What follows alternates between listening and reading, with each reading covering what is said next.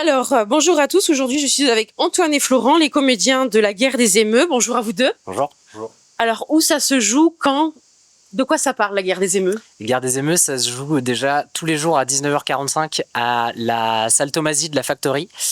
On commence le vendredi 3 et on termine le 25 juillet. Et les jours de relâche, c'est le jeudi. Et c'est un spectacle, c'est une comédie qui s'inspire de la seule et unique guerre interespèce qui a été menée par une armée humaine. On est en Australie en 1932 et l'armée australienne, pour aider les agriculteurs à défendre leurs terres, envoie l'armée se battre contre des émeux qui sont des espèces d'autruches. C'était l'occasion, cette histoire absurde et réelle, de tourner un peu en dérision toutes les velléités guerrières, les velléités de conquête. Voilà, donc on en a fait une espèce de comédie satirique à la manière d'un film de guerre. Pourquoi écrire sur ce sujet? Comment vous avez eu l'inspiration d'écrire la pièce et après pour l'interpréter? Comment vous avez fait ces choix? Cette pièce, c'est, comme on disait, c'est tiré d'une anecdote historique. C'est un ami qui nous en avait parlé une fois où on était en vacances. Et à un moment, on voulait écrire une pièce tous les deux, parce qu'on se connaît depuis longtemps et on a bossé avant, surtout en faisant de l'impro ou sur d'autres pièces. On voulait s'écrire une pièce et on s'est dit que c'était un sujet hyper marrant, quoi, pour faire une comédie, et en même temps qu'il y avait un peu de fond pour y mettre tout un tas de sujets qui nous intéressaient, quoi.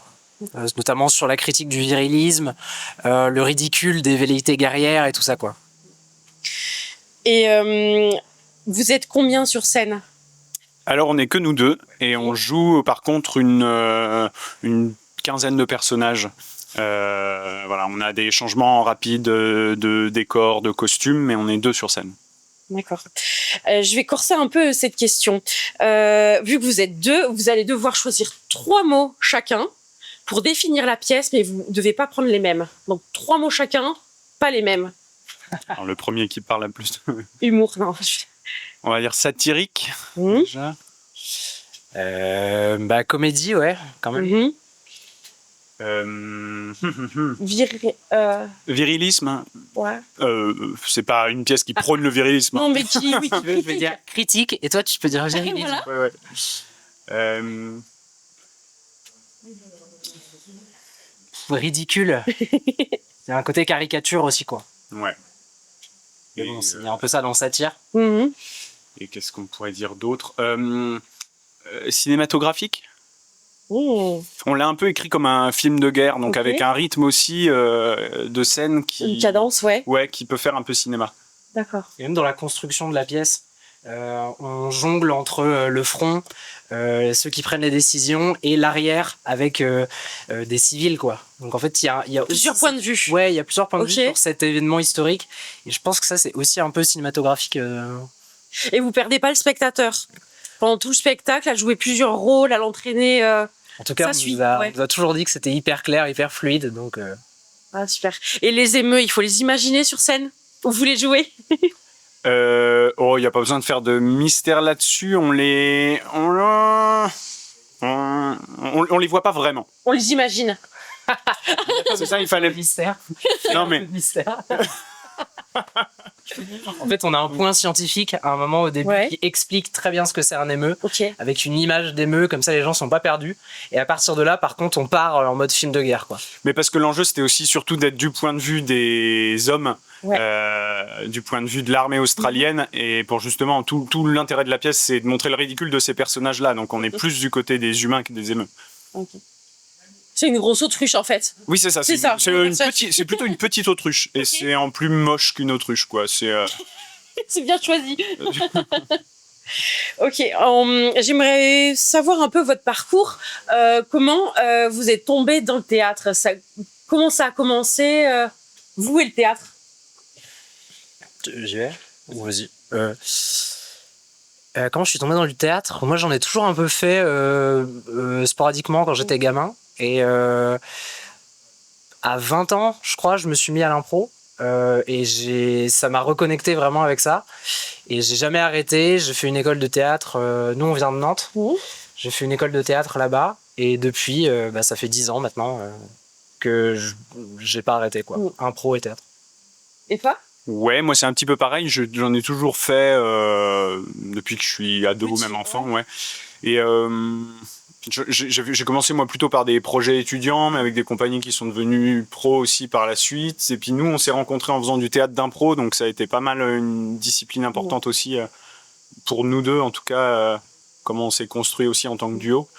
Et puis ouais, c'est ça. Après, moi, je travaille avec plusieurs compagnies de Nantes ou d'ailleurs, en théâtre beaucoup. Et comment vous êtes passé du jeu d'interpréter un rôle à l'écriture? Qu'est-ce qui vous a donné envie d'écrire? C'était quand même aussi l'envie de s'écrire des rôles qu'on nous aurait pas forcément proposés, quoi. Ouais. Donc de se faire plaisir, c'était ça quand même le moteur aussi du spectacle. Ouais. Presque avant de trouver l'idée. Donc La Guerre des émeutes, c'est votre première pièce où vous écrivez ou il y en a eu d'autres avant? On avait déjà collaboré tous les deux sur l'écriture de ton solo. Ouais. Ouais, moi j'ai écrit un solo il y a 7 ans maintenant, qui a joué un peu en région nantaise. Et sur certains moments, j'ai demandé l'aide d'Antoine dessus. Et en même temps, vu qu'on improvise beaucoup ensemble, on a un spectacle juste tous les deux aussi en impro, ça connecte direct avec l'écriture, quoi. Enfin, c'est vraiment quelque chose que tu fais sur scène en direct. Donc je dirais que le passage à l'écriture a été assez logique. On n'a pas eu trop de problèmes. Ça, on s'en est emparé. Puis moi, j'ai l'impression d'avoir un peu écrit des histoires tout le temps depuis que je suis gamin aussi. Ouais, ou des courts-métrages, ou des spectacles, mais pas forcément pro. Enfin, voilà. On a toujours un peu écrit.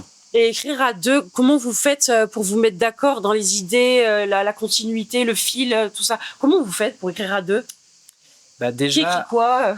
Déjà, on a pour la guerre des émeutes, à chaque fois c'est différent, je pense. Pour la guerre des émeutes, déjà, on a établi un squelette de qu'est-ce qui se passe très concrètement dans ces histoires.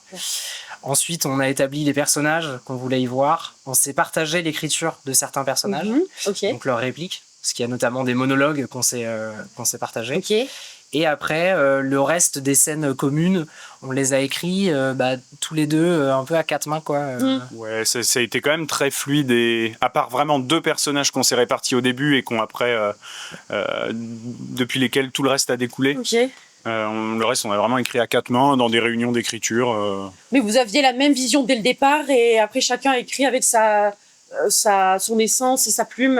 Ouais, mais même ce qui était cool, c'est que justement, on a vraiment trouvé les idées ensemble au fur et à mesure. Donc ça fait qu'il n'y en a pas un qui a une vision au départ, qui doit expliquer à l'autre. Ouais, c'était raccord.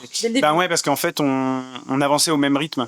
Donc on confrontait nos idées au même rythme, et il n'y avait pas ce décalage-là, je trouve, qui peut être compliqué des fois dans l'écriture à plusieurs. Mais il y a de ça, il y a ça en impro beaucoup, en fait. Je pense vraiment on l'a écrit comme si on improvisait.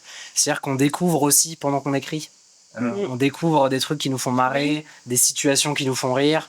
On découvre aussi le sens aussi et le fond qui apparaît derrière et qui était déjà en puissance au début, mais qu'on nommait pas forcément comme ça. Donc toute la portée aussi politique du spectacle. Ouais, je dirais que le fond, en tout cas la partie satirique et critique, il y a une bonne partie qui s'est découvert pendant qu'on écrivait. On n'avait pas vraiment en idée tout ce qu'on y trouve maintenant, on l'avait pas en idée avant de se mettre à écrire, quoi. D'accord. Allez, un dernier mot pour la fin. Pourquoi on devrait venir voir La Guerre des émeutes?